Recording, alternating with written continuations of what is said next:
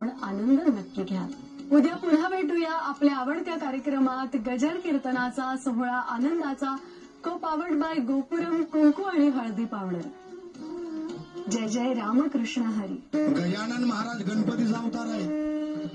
गजानन महाराज दत्ताचा अवतार आहे।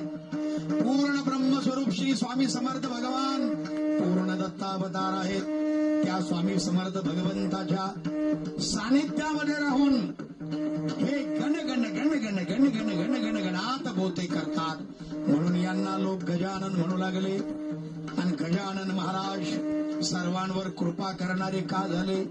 कारण त्यांनी आपल्या संपूर्ण आयुष्यामध्ये फक्त देण्याचं काम केलं। बरं लक्षात ठेवा।